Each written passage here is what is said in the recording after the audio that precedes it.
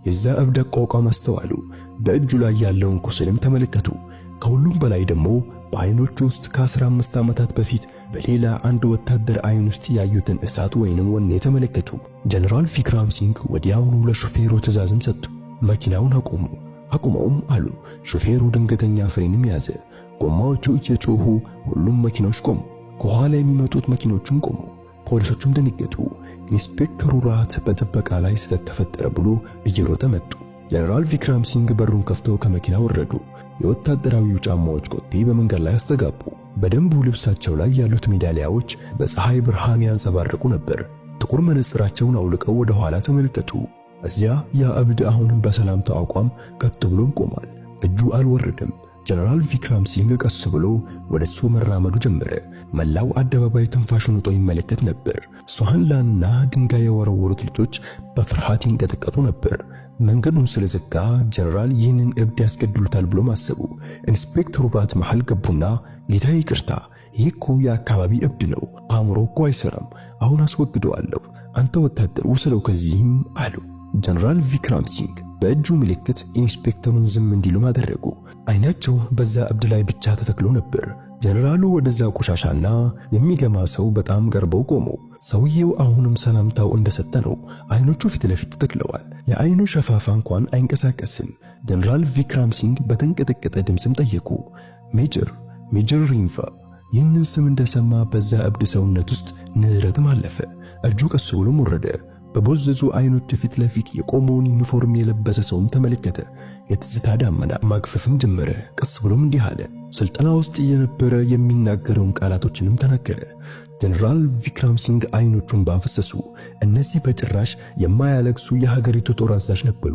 ነገር ግን ዛሬ በመንገዱ መሃል ከአይናቸው እንደ ወንዝ የሚፈስ እንባ ይታይ ነበር። ወደፊት ተጠጉና ያንን የቆሻሻ እብድ ደረታቸው ላይ ለጠፉት። አጥብቀው አቀፉት። ልክ የጠፋን ውድ ሀብት እንዳገኘ ሰውም አጥብቀው አቀፉት። የጀነራሉ ንጹህ ዩኒፎርም በእብድ ቆሻሻና ደም ተበላሸ። ነገር ግን እሳቸው ግድ አልነበራቸውም።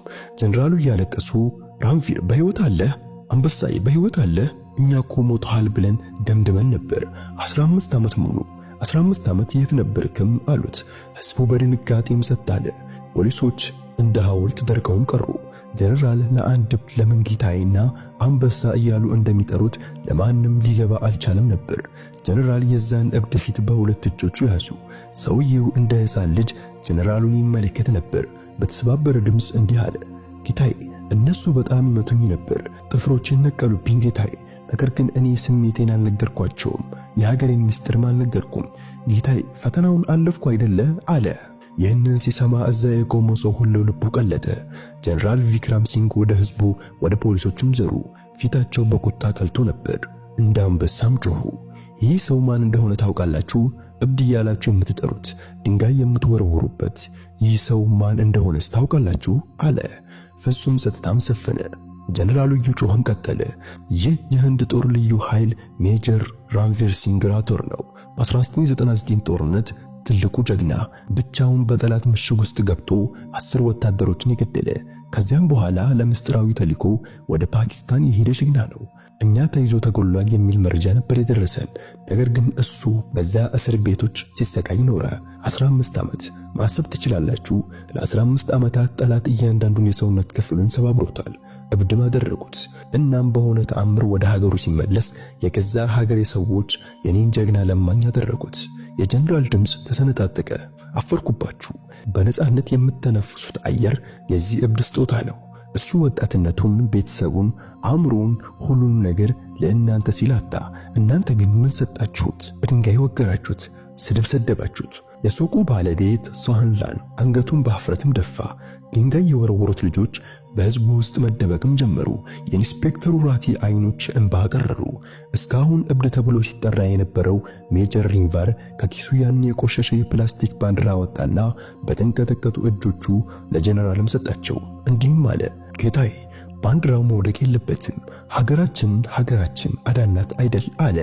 ጀነራል ቪክራም ሲንግ ባንዲራውን ተቀበሉና ግንባራቸው ላይ ነጠፉት። ወዲያው አብረውት የነበረውን የሕክምና መኮንንም ጠሩ።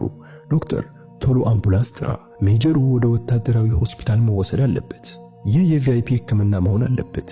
ምንም አይነት ጉድለት እንዳይኖር ጥንቃቄ አድርግ። ከዚያም ጀነራሉ ራሳቸውን የሜጀር ራንቨርን የተቀደደ ልብስ አስተካከሉለት። ከኪሳቸው ማበጠሪያ አውጥተው ፀጉሩን አስተካከሉለት። ከዚያም በሁሉም ፊት ለዚያ እብድ ሰላምታ ተሰጠ። በዚህ ጊዜ ሰላምታው ከአንድ ጀነራል ለአንድ ሜጀር የተሰጠ አልነበረም። ይልቁንም ከአንድ ወንድም ለአንድ ወንድም፣ ከአንድ ሰው ለአንድ አምላክ የተሰጠ ነበር የሚመስለው። ይህንን ሲመለከት የነበሩ በሺዎች የሚቆጠሩ ሕዝብ ማጨብጨብም ጀመሩ። ለእናት ሀገር ክብር ይሁን የሚሉ ጩኸት ማስተጋቡ። ጀነራሉ የሜጀር ራንቫርን እጅ ይዘው ራሳቸው በሚቀመጡበት የመኪና ወንበር ላይ ማስቀመጡት። የመኪናው ሰልፍ ከዚያ ሲንቀሳቀስ ሜጀር ራንቫር በመስኮት ወደ ውጭ ይመለከቱ ነበር። ፊቱ ላይ እረፍት ይነበብም ነበር፣ ምክንያቱም ቤቱና ማንነቱን አግኝቷልና። በኋላ እንደታወቀው ሜጀር ራንቫር መስታወት ስለማይችል ፓኪስታን እንደ እብድ ቁጥራ ድንበር ላይ ጥላው ነበር። እየተንከራተተ ነበር ወደዚህ ከተማ የመጣው። በወታደራዊ ሆስፒታል ከታከመ በኋላ ወታደር መሆኑን ማስታወሰ። ዛሬ ቤቱን አግኝቷል። ሰራዊቱ ሙሉ ክብርና ደሞዙን ሰጥቶታል። ነገር ግን ጥያቄው አንድ ጀግና ለመለየት ሁሌም የጀነራል መምጣት መጠበቅ አለብን ወይ የሚለውም ትልቁ ጥያቄ ነበር። በህብረተሰባችን ውስጥ በሆነ አደጋ ምክንያት ጎዳና ላይ የሚንከራተቱ ስንት ሰዎች ይኖራሉ። እኛ ግን ሳናውቅ እብድ እንላቸዋለን። በዛ ቀን ሱሐላን የከተማው ሰዎች ከእንግዲህ በማንም ደካማ ሰው ላይ እንደማያሾፉም ብለዋል። ምክንያቱም ከተቀደደ ልብስ ስር ንጉስ ሊኖር ይችላል። ሜጀር ራንቫር የአንድ ወታደር አካል ሊሰብር እንደሚችል፣ ነገር ግን ህሊናው እንደ ሀገር ወዳድነቱ ፈጽሞ እንደማይሞት ማስመሰከረ።